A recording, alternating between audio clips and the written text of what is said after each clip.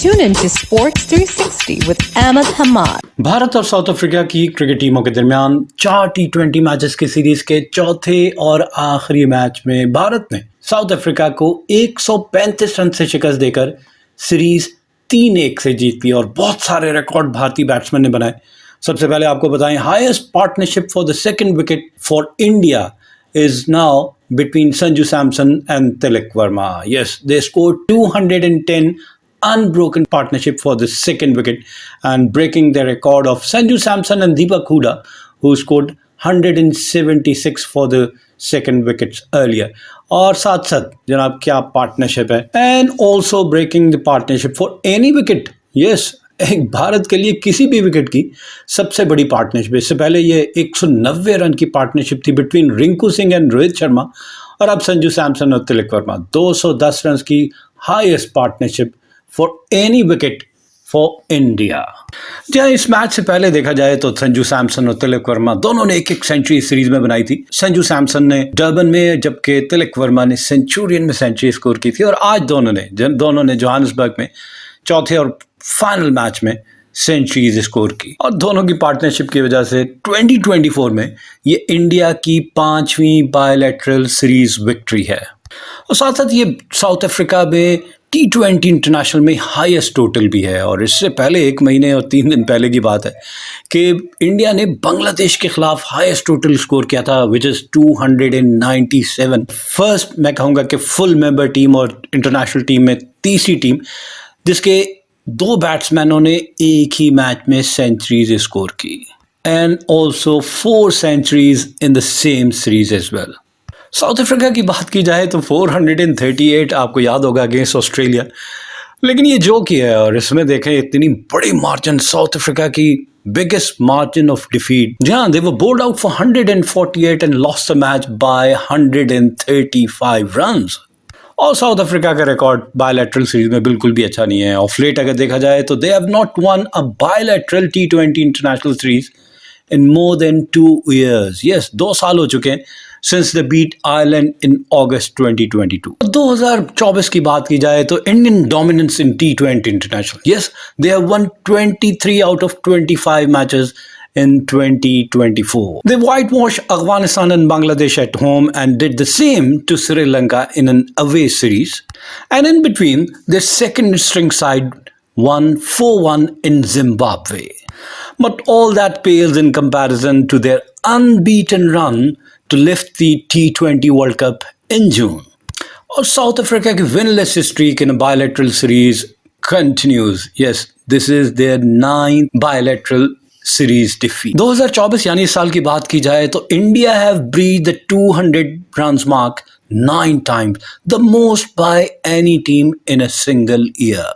Centuries by Sanju Samson and Tilak Verma were the 23rd T20 international 100 by an Indian batter, and New Zealand have scored 12 centuries, Australia have scored 11 centuries, are the only other teams to have 10 or more T20 international 100s. India की क्या ज़बरदस्त मैं कहूँगा कि inning, 73 for 1 in the first power play, and halfway mark they were 129 for the loss of 1 wicket.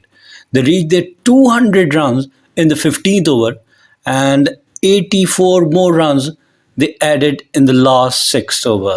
The 210 run second wicket partnership between Sanju Samson and Tilak Verma was the highest for any wicket by an Indian batsman in men's T20 international, and they did not spare any part of the ground.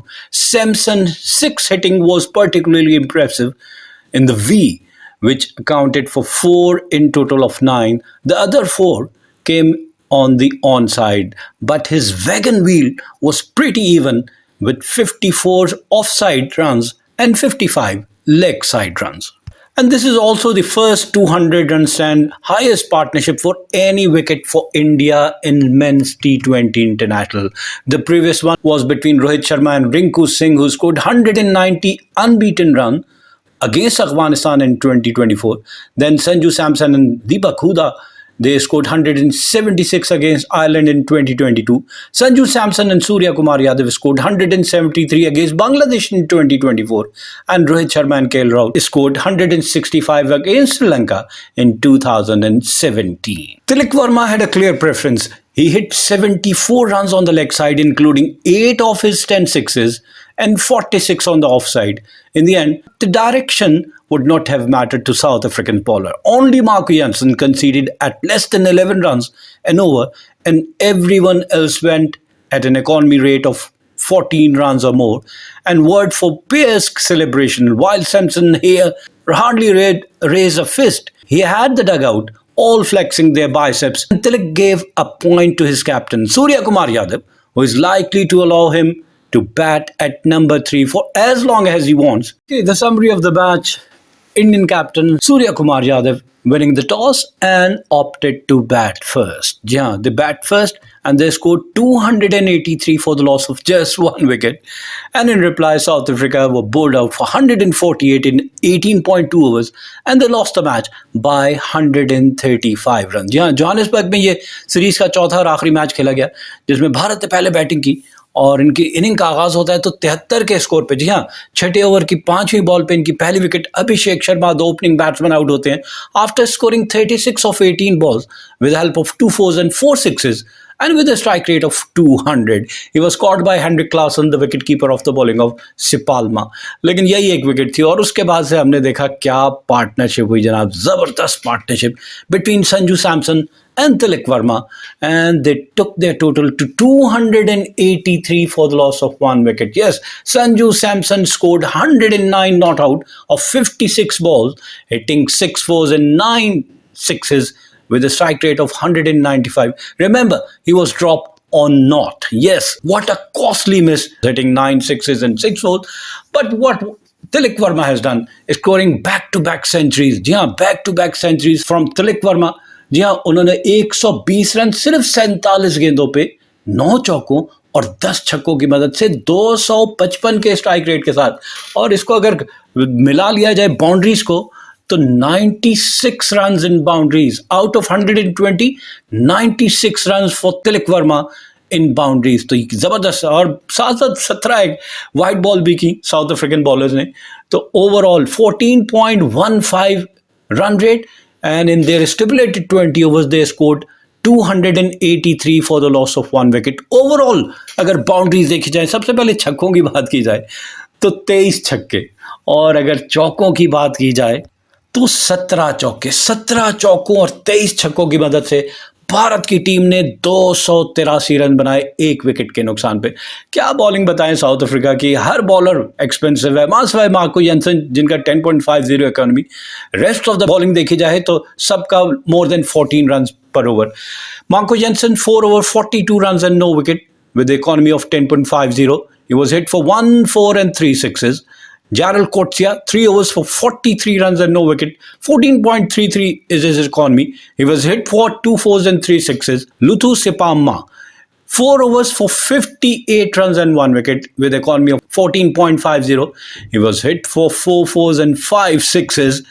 Andalise Milane, 3 overs for 47 runs with economy of 15.66. He was also hit for 2 fours and 5 sixes. Keshav Maharaj, 3 overs for 42 runs. Economy of 14. He was hit for 3 fours and 3 sixes. Then Aiden Makram, 2 overs for 30 runs with economy of 15. He was also hit for 3 fours and 2 sixes. Tristan Sup, 1 over for 21 runs and he was also hit for 2 fours and 2 sixes.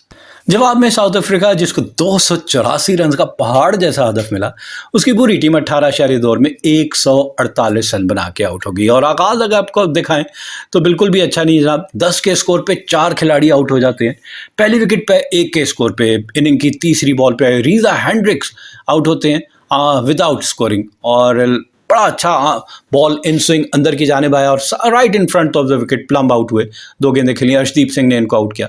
और फिर दूसरी wicket, जी हाँ, इसी score पे गिरती है दूसरी wicket भी। रियान रिकलेटन आउट होते हैं दूसरे ओवर की 5वीं बॉल पे after scoring just 1 run of 6 ball. He was caught by Sanju Samson of the bowling of Hardik Pandya. Off stump के बाहर एक फ्लैश करने गए, किनारा लगा और सीधा विकेट कीपर के हाथ में। और तीसरी wicket Aiden Markram the captain, तीसरे ओवर की 5वीं बॉल पे रवि बिश्नॉय ने इनका कैच पकड़ा और बॉलर थे Arshdeep Singh, slower one deceive किया और शॉट जल्दी खेल गए, काफ़ी स्काई हाई बॉल गया। ऐसे कैचेस बहुत कम होते हैं क्योंकि बहुत ज़्यादा हाइट पे गया और रवि बिश्नॉय ने सेकंड अटेम्प्ट में इसको कैच किया। तो इस तरह एडन मकरमा 8 ही गेंदों पर एक चौके की मदद से 8 रन बना के आउट होते हैं।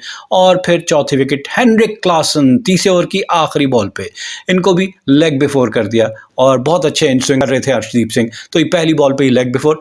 And South Africa were 4 for 10 in 3 overs। लेकिन यहाँ पे एक आपको पार्टनरशिप 86 रन की मिलती है और इनका टोटल जाता है 96 पे 12वें ओवर में, जब डेविड मिलर आउट होते हैं after scoring 36 of 27 balls, hitting 2 fours and 3 sixes with a strike rate of 133. It was caught by Tilak Verma of the bowling of Varun चक्रवर्ती।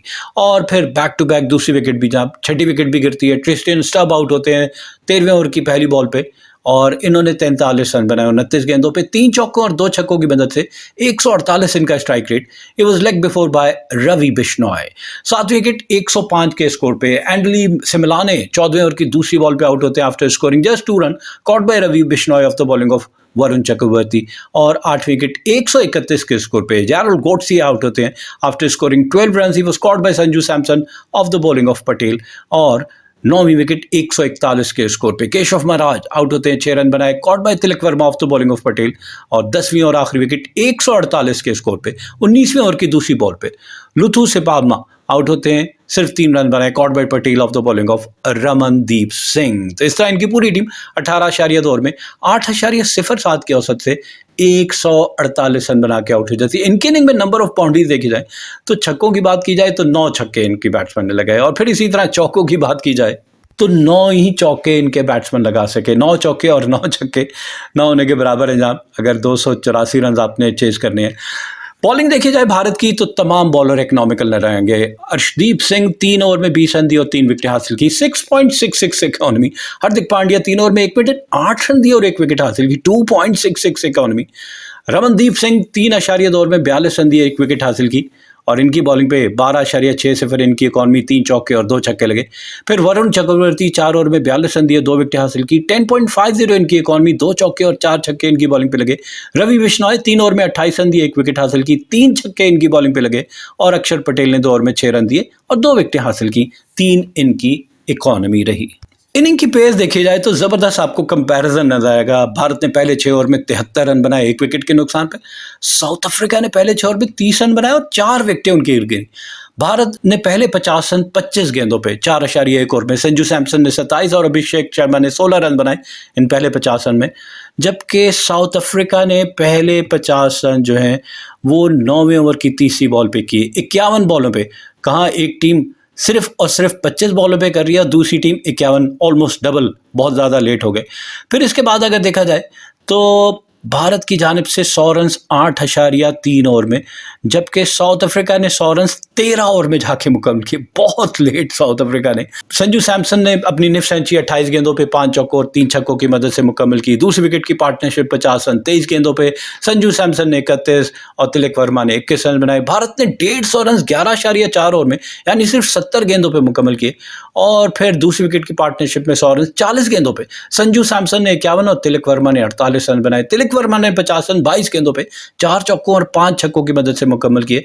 भारत ने अपने 200 रन 14.1 ओवर यानी 85 गेंदों पे मुकम्मल किए। और दूसरी विकेट की पार्टनरशिप में 150 रन सिर्फ 60 गेंदों पे, यानी 10 ओवर में 150 रन। संजू सैमसन ने 64 और तिलक वर्मा ने 81 रन बनाए। और फिर 250 रन भारत ने 17.5 ओवर में मुकम्मल किए। संजू सैमसन ने अपने 100 रन 51 गेंदों पे 6 चौकों और 8 छक्कों की मदद से, लेकिन तिलक वर्मा ने मजीद 10 गेंदें कम की और 41 गेंदों पे 100 रन किए 6 चौकों और 9 छक्कों की मदद से। और दूसरी विकेट की पार्टनरशिप में 200 रन सिर्फ 82 गेंदों पे, जिसमें संजू सैमसन ने 74 और तिलक वर्मा ने 119 रन बनाए। और एंड में भारत ने अपनी इनिंग फिनिश की 283 1 विकेट के नुकसान पे। संजू सैमसन 109 और तिलक वर्मा 120 रन के साथ नॉट आउट रहे। तो जनाब तिलक वर्मा, जिन्होंने 2 कैचेस भी पकड़े लेकिन 47 गेंदों पर 119 रन की इनिंग खेली, को मैच का बेहतरीन खिलाड़ी यानी मैन ऑफ द मैच करार दिया गया। साथ साथ तिलक वर्मा ने इस सीरीज में 280 रन बनाए, इसलिए इनको मैन ऑफ द सीरीज भी करार दिया गया। Keep on watching Sports 360 with Ahmed Hamad for latest news, views, and interviews of sports personalities from around the world.